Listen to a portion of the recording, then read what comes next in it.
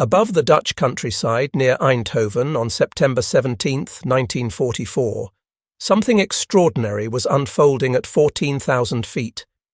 Operation Market Garden had launched the largest airborne assault in military history, and protecting those vulnerable paratroopers were squadrons of P-47 Thunderbolts.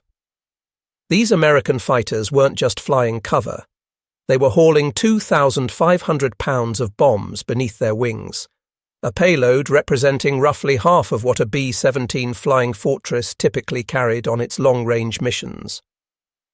For the Luftwaffe pilots scrambling to meet this threat, the reality confronting them defied everything they thought they understood about aerial combat. The bulky American fighter they'd written off as overly heavy and unsuited for dogfighting had transformed into something that shouldn't have been possible. Here was a single-seat, single-engine aircraft capable of fighting its way deep into enemy territory, unleashing the destructive power of a light bomber and then battling its way back home. This wasn't just a tactical adjustment, it was a complete reimagining of what a fighter aircraft could be. The metamorphosis of the P-47 from straightforward interceptor into the European theatre's most formidable fighter-bomber would reshape tactical doctrine, hasten the Wehrmacht's disintegration, and permanently alter how military aviation understood the possibilities of air power. American industrial thinking had produced not merely a fighter, not simply a bomber, but an entirely new category of warplane, a universal combat platform capable of executing any mission with lethal efficiency. When the P-47 Thunderbolt first entered the fighting in April 1943, it seemed to validate every criticism Luftwaffe intelligence had leveled against American aircraft philosophy. Powerful and robust, certainly, but lacking the refined touch of German aeronautical engineering.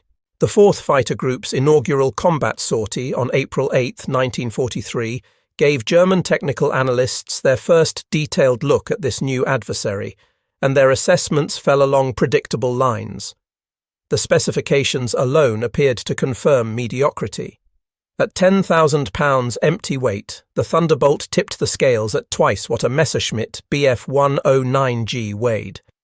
Propelling this massive airframe was the Pratt & Whitney R2800 Double Wasp, an 18-cylinder radial engine generating 2,000 horsepower in early versions, with later iterations pushing that figure to 2,300 and eventually 2,800 horsepower. The aircraft itself looked like it had been conceived by designers completely unfamiliar with aerodynamic refinement. Early combat results seemed to justify German skepticism. The P-47's initial combat radius barely exceeded 125 miles, severely constraining its usefulness as a bomber escort. Its rate of climb couldn't match German fighters, and when forced into turning engagements at medium altitudes, both the Focke-Wulf 190 and Bf-109 held distinct advantages. Luftwaffe pilots rapidly developed tactics exploiting these limitations, drawing the heavy American fighters into turning fights or vertical maneuvers where mass became a critical disadvantage. What German technical evaluators completely missed was that they were witnessing a formidable weapon system in its earliest stages, designed with capabilities that wouldn't reach full exploitation for another year. The rugged construction that added weight, built around steel tubing and extensive armor plating, also enabled the aircraft to sustain catastrophic damage and carry extraordinary external loads. Those wing pylons, initially conceived for drop tanks extending operational range, had been engineered to support up to 2,500 pounds of ordnance, a burden that would have structurally failed most contemporary fighters. The transformation didn't begin with strategic vision, but with practical field adaptation. Throughout 1943, P-47 pilots returning from escort missions started attacking targets of opportunity: railway locomotives, vehicle convoys, fuel storage facilities. The outcomes proved immediately encouraging. 8 Browning M2.50 caliber machine guns, each cycling 800 rounds per minute, could deliver 12.7 pounds of lead every second, sufficient to penetrate a locomotive boiler or obliterate a convoy of trucks. Official bomb-carrying modifications arrived in November 1943. Engineers fitted bomb shackles rated for 500-pound munitions on belly and wing mounting points. The 62nd Fighter Squadron conducted the first authorized P-47 bombing operation on November 25, 1943, striking the Luftwaffe airfield at Saint-Omer, France.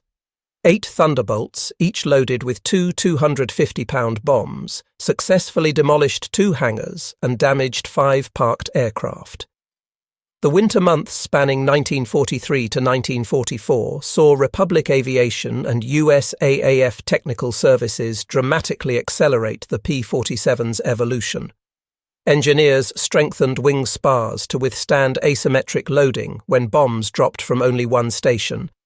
They designed new electrical systems for bomb release mechanisms functioning equally well at 30,000 feet or treetop altitude. They created specialized gun sights, including the K-14 computing gun sight, capable of calculating bombing angles for both dive and glide attacks. By early 1944, the modifications had progressed far beyond simple bomb racks. M8 4.5-inch rockets, each delivering the explosive impact of a 105mm artillery shell, provided the P-47 with firepower rivaling a naval destroyer. A single Thunderbolt could carry 10 rockets plus 2 1,000-pound bombs, more explosive power than many twin-engine bombers had carried earlier in the conflict. D-Day on June 6, 1944, marked the point when the Luftwaffe fully comprehended what the P-47 had evolved into. Throughout that single day, P-47s executed 1,985 sorties, releasing 525 tons of bombs and expending 135,000 rounds of .50 caliber ammunition. They obliterated 86 locomotives, 507 motor vehicles, 38 gun emplacements, and 17 fuel storage sites. The aircraft German intelligence had categorized as a mediocre high-altitude interceptor had become tactical air power's workhorse. Gunther Rall, among history's highest-scoring aces with 275 confirmed victories, repeatedly encountered P-47s throughout 1944. In a 1996 interview with HistoryNet, he remembered, "The P-47, which, as you know, shot me down, we knew right away. It had tremendous diving speed and could run up to 1,400 kilometers per hour, where the Bf-109 was limited to 1,000 kilometers per hour. I learned this quickly when they chased me, and I could do nothing else." On May 12, 1944, Roll was shot down by the 56th Fighter Group's P-47s, losing his left thumb during the engagement. His damaged flying glove now resides at the National Air and Space Museum. Following the war, Roll accumulated approximately 300 hours flying captured P-47s at the German Fighter Leaders School, evaluating Allied aircraft capabilities. The P-47's capacity to instantly transition from bomber to fighter created an unsolvable tactical dilemma for the Luftwaffe. German fighters dispatched to intercept what appeared to be vulnerable fighter bombers suddenly found themselves in lethal combat against aircraft that had simply jettisoned their bombs and reverted to pure fighters possessing superior firepower and remarkable survivability. The mathematics of the P-47's payload capacity created logistical impossibilities for German forces. A standard P-47 D-25 could accommodate various bomb configurations, 2 1,000-pound bombs, 3 500-pound bombs, or combinations of bombs and rockets totaling 2,500 pounds. This represented 62.5% of a B-17's typical 4,000-pound operational load on long-range missions, justifying the reasonable approximation of half the Flying Fortress's bomb load. 16 P-47s operating as a squadron could deliver 32,000 pounds of bombs, equivalent to 8 B-17 operating at typical combat loads. But unlike heavy bombers flying from England perhaps twice weekly, P-47s could execute 3 missions daily from forward airfields. A single P-47 squadron could theoretically deliver more tonnage in one day than a heavy bomber squadron delivered across an entire week. The efficiency differential was striking. One P-47 carrying two 500-pound bombs required one pilot and minimal ground support. One B-17 hauling 4,000 pounds of bombs required 10 aircrew plus specialised ground personnel.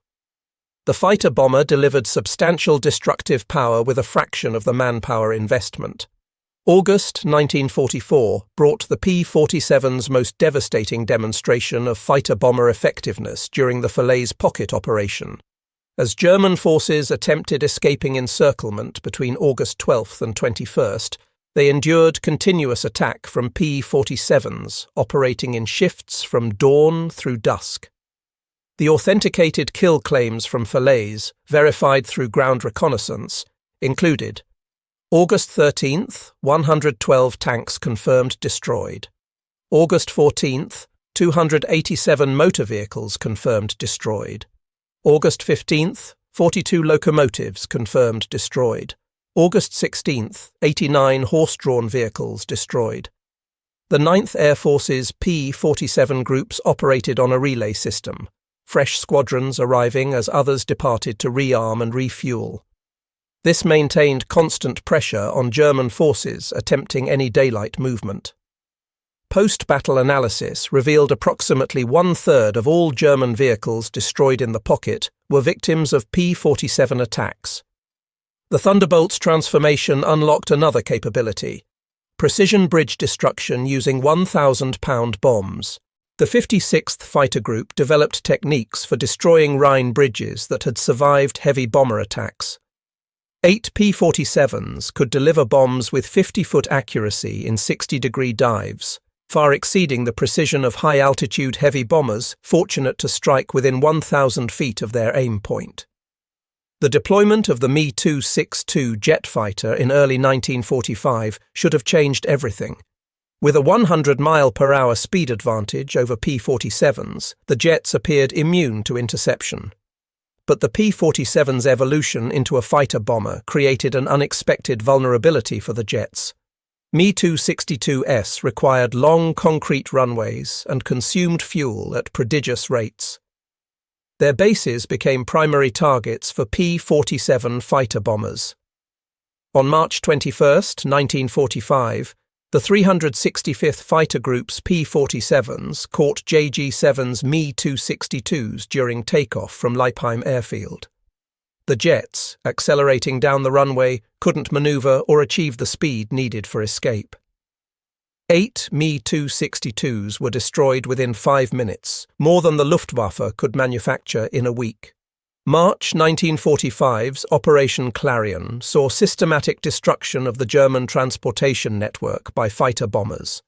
P-47S received sector assignments with orders to destroy anything that moved or could potentially move. On March 22 alone, P-47s claimed 89 locomotives destroyed, 1,026 rail cars destroyed, 155 motor vehicles destroyed, 17 bridges dropped, 93 rail cuts severing tracks. The P-47's transformation demanded continuous innovation. The P-47D-25, introduced mid-1944, featured reinforced wings stressed for 3,000-pound external load, universal bomb shackles accepting British and American ordnance, zero-length rocket launchers reducing drag, improved oil cooling for extended low-altitude operations, paddle blade propellers for better acceleration, water injection boosting power to 2,800 horsepower, and K-14 computing gun sight for accurate bombing. Republic Aviation's Farmingdale and Evansville plants demonstrated remarkable production flexibility. Peak production reached 35 P-47s daily, with 28 major variants produced and 430 field modification kits developed. The plants maintained continuous production across 48 months without halting for redesign, a feat unmatched by any other fighter manufacturer. Transforming P-47 pilots from fighter specialists into multi-role combat aviators required revolutionary training approaches. The USAAF established programs requiring 200 flight hours minimum before combat, including 50 practice bombing runs, 20 rocket firing passes, 100 strafing runs, 40 hours instrument flying, and 30 hours formation flying. This comprehensive training contrasted sharply with late-war Luftwaffe pilot preparation, which had declined to just 110 flight hours before combat, with no fighter-bomber training for fighter pilots. American pilots demonstrated competence in high-altitude escort, medium-altitude combat, low-level navigation, dive bombing, skip bombing, glide bombing, rocket firing, napalm delivery, and ground strafing, transitioning between roles as missions demanded. February 1945 saw napalm bombs introduced for P-47s. The 150-gallon drop tanks filled with gelid gasoline created weapons capable of incinerating entire city blocks or fortified positions. The 362nd Fighter Group first employed napalm operationally on February 14, 1945, against a Wehrmacht supply depot hidden in Reichswald Forest. 8 P-47s, each carrying one napalm bomb, created a firestorm visible from 20 miles, destroying 3 acres of supplies within minutes. March through May 1945 witnessed the P-47 at its evolutionary peak. The P-47M, capable of 470 miles per hour, entered service with performance-matching early jets. The P-47N, designed for the Pacific, demonstrated 2,350-mile range carrying bombs, but tactical employment truly revolutionized warfare. P-47S operated as forward air controllers directing other aircraft, artillery spotters for ground forces, photo reconnaissance platforms, communication relays, psychological warfare platforms dropping leaflets, and emergency supply deliverers to surrounded units. The same aircraft type could perform 6 different mission types in a single day. The P-47's European theatre combat record stands as among aviation history's most successful. Total combat sorties, 546,000. Aircraft lost in combat, 3,499. Total aircraft lost all causes, 3,723. Loss rate per sortie, 0.7%. Air-to-air kill ratio, 4.6 to 1. Ordnance delivered, bombs dropped, 132,000 tons, rockets fired, 135,000, 50 caliber rounds, 119 million. Confirmed destruction in the European theatre. Enemy aircraft in air combat, 3,916. Enemy aircraft on ground, 3,202. Locomotives, 9,000. Railway cars, 86,000. Motor vehicles, 68,000. Armoured vehicles, 6,000. Horse-drawn vehicles, 60,000. The P-47's evolution fundamentally altered military strategy. Pre-war doctrine rigidly separated strategic and tactical air power. Heavy bombers for strategic targets, fighters for air superiority, attack aircraft for ground support. The P-47 merged these roles, achieving strategic effects through tactical means. The destruction of transportation infrastructure by P-47s accomplished what years of strategic bombing struggled to achieve. By April 1945, German forces couldn't move in daylight. Supply lines ceased functioning. Reinforcements couldn't reach the front. The tactical had become strategic through sheer accumulated effect. Strategic bombing survey analysis revealed fighter-bomber operations, primarily by P-47s, reduced German rail traffic by 75% in forward areas by March 1945. This transportation paralysis contributed more to German defeat than destruction of industrial targets by heavy bombers. The P-47's success forced fundamental changes in military doctrine. The U.S. Air Force's first doctrine manual in 1947 stated, "The artificial distinction between fighter and attack aircraft has been rendered obsolete. All fighters must be capable of ground attack. All attack aircraft must be capable of self-defense." This represented complete reversal of pre-war thinking. The 1935 Army Air Corps manual had stated, Pursuit aviation's sole purpose is achieving air superiority through aerial combat. Diversion to other roles weakens this primary mission. The P-47 proved mission flexibility multiplied combat power. A fighter capable only of fighting was half as valuable as one that could fight and bomb. This lesson shaped every subsequent American fighter design. The P-47's concept proved so revolutionary it shaped post-war aircraft design globally.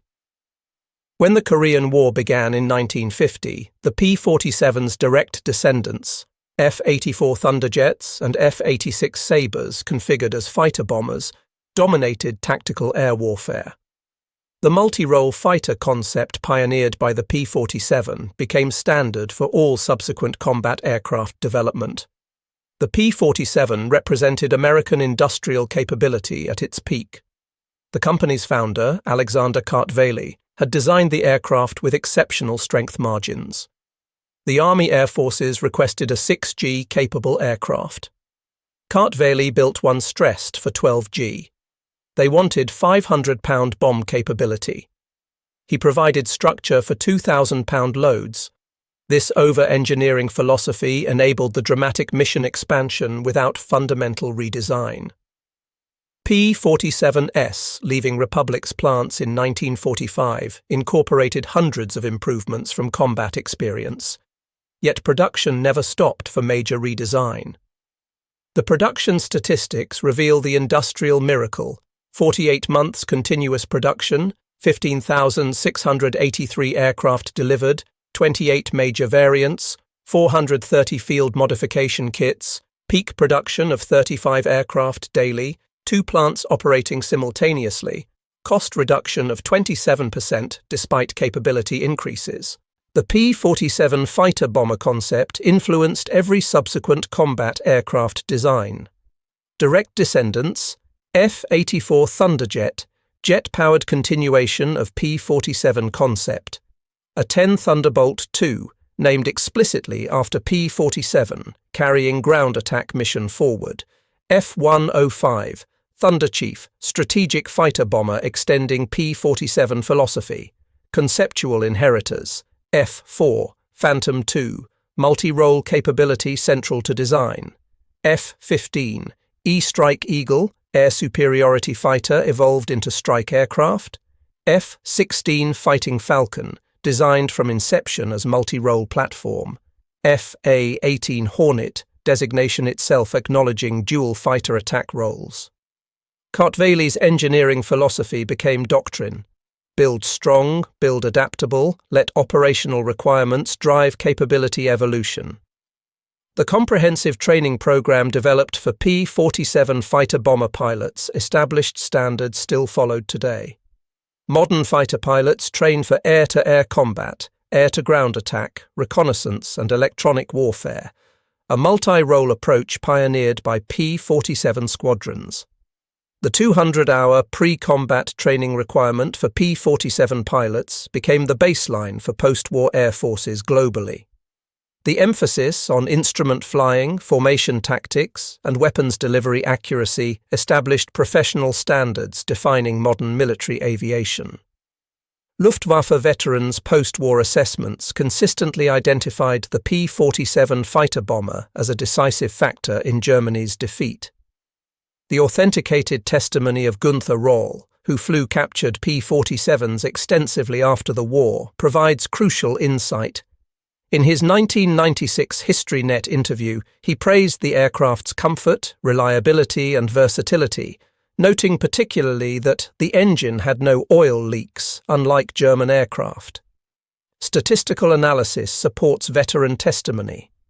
By war's end, the Luftwaffe could muster only about 100 operational fighters on any given day, not from lack of aircraft, but from lack of fuel, airfields, and logistics destroyed by P-47s. The fighter bomber had achieved what strategic bombing couldn't: complete paralysis of enemy operations. The P-47's fighter bomber capability provided extraordinary economic efficiency compared to traditional bombing.